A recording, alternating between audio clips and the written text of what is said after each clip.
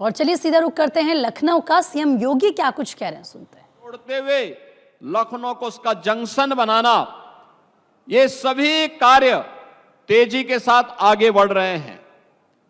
बहन और भाइयों, यहां की एक एक जन सुविधा को लेकर के, आम जन की सुविधा को लेकर के, यहां के पब्लिक ट्रांसपोर्ट को लेकर के, यहां के सामान्य नागरिकों के सुविधाओं को लेकर के एक लोकप्रिय जनप्रतिनिधि के रूप में माननीय रक्षा मंत्री जी का मार्गदर्शन निरंतर प्राप्त होता है।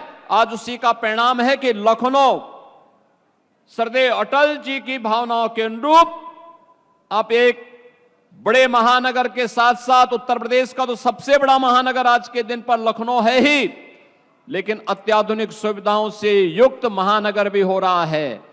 अब यहां पे न केवल एरो सिटी के लिए बल्कि एक एआई सिटी के रूप में भी लखनऊ को आगे बढ़ाने का कार्य डबल इंजन की भारतीय जनता पार्टी की सरकार कर रही है।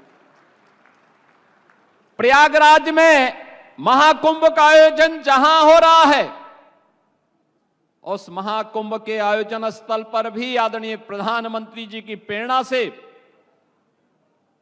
जो कुंभ स्थल है, यह भी डिफेंस की ही लैंड है। और उस लैंड पर हर वर्ष जब भी माघ मेला होता है, जब भी कुंभ का आयोजन, महाकुंभ का आयोजन होता है, उत्तर प्रदेश सरकार को लीज पर भूमि प्राप्त हो जाती है। और पिछले 8 वर्ष के अंदर जो भी आयोजन हुए हैं, बड़ी सहजता के साथ वह भूमि मिली।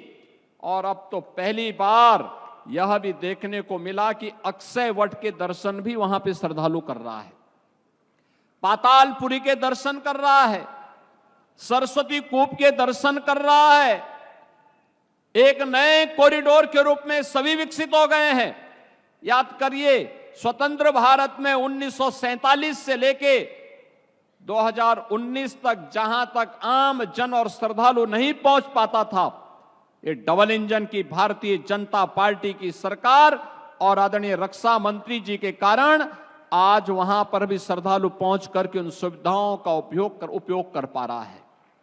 सैकड़ों वर्षों से बनी हुई दबी हुई भावनाओं को, दबी हुई आस्था को एक नया सम्मान प्रयागराज में मिल रहा है। एक तरफ महाकुंभ का आयोजन और दूसरी तरफ वहां के इंफ्रास्ट्रक्चर को लेकर के। बहनों और भाइयों, कल्पना करिए 50 करोड़ श्रद्धालु जिस प्रयागराज में आज तक स्नान करेंगे, 1 महीने की इस अवधि के दौरान वे श्रद्धालु आए होंगे। और सर्वाधिक श्रद्धालु आए हैं सड़क मार्ग से।